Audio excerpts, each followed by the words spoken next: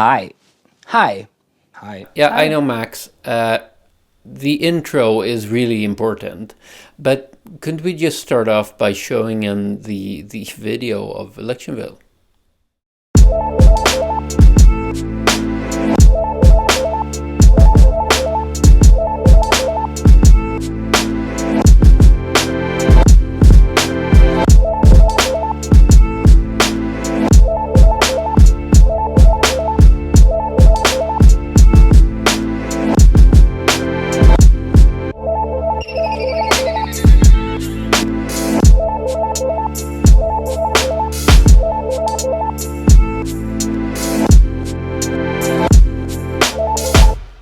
Hi. My name is Max Valentine.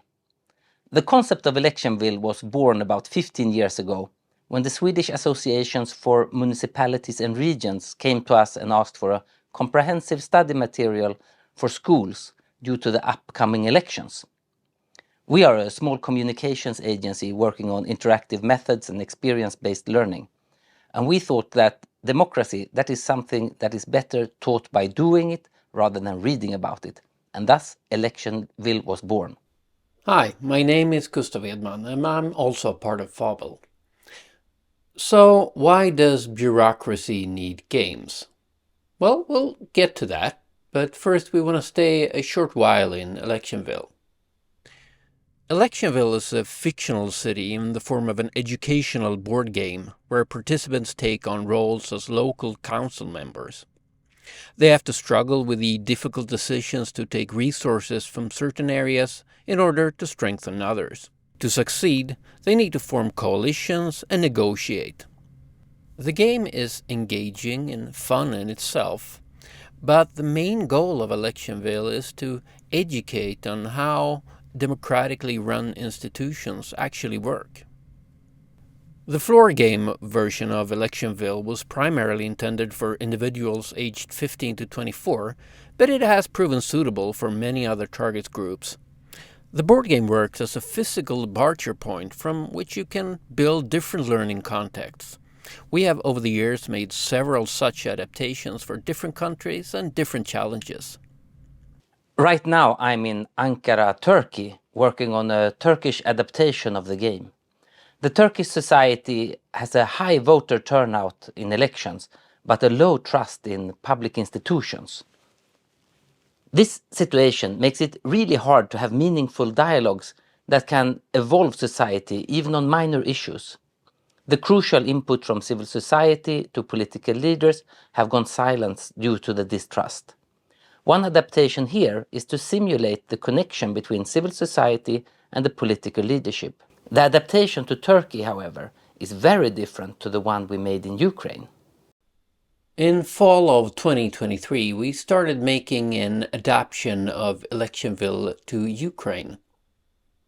We traveled the country and met with local mayors, civil servants, both on the local level, but also at, for example, the Ministry for Decentralization. One of many urgent issues in Ukraine is to strengthen the municipalities to take on responsibilities as part of the decentralization politics that have been initiated in 2014. One of the goals with this is to increase the resilience of society. Just a few weeks ago, we had trainings for game masters in Kiev, and these 32 game masters will run different kinds of versions of Electionville all over Ukraine during 2024. And so often, a good collaboration is key. In Ukraine, we collaborate with the Ukrainian Library Association, and we're also supported by the Nordic Council of Ministers. Electionville wouldn't have been possible without the partners we have teamed up with over the years. First out was the Swedish Association for Municipalities and Regions that ensured that every second classroom in Sweden's elementary schools got their hands on this game.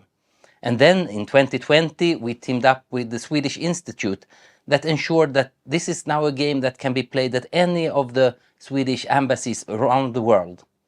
And during the pandemic, we made a digital version to make sure that you could play around with democracy even in a time of isolation.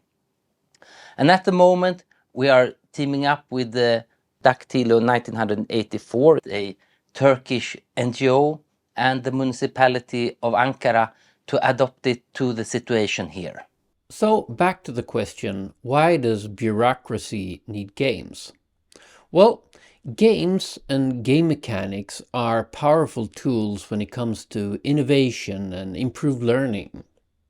Games capture attention and can make learning more enjoyable. Since game-based learning often involves simulations, interactive scenarios, and problem-solving activities that mimic real-life challenges, you can learn through doing rather than passively receiving information.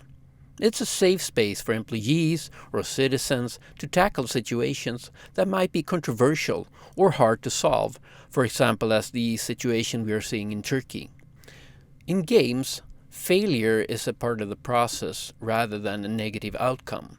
If you're a big organization struggling to tackle digital challenges, like the example here, a game can make you step outside the traditional boxes.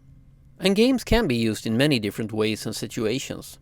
This example is a real-time simulation for architects to see what central values concerning public safety issues are being prioritized during budget cuts.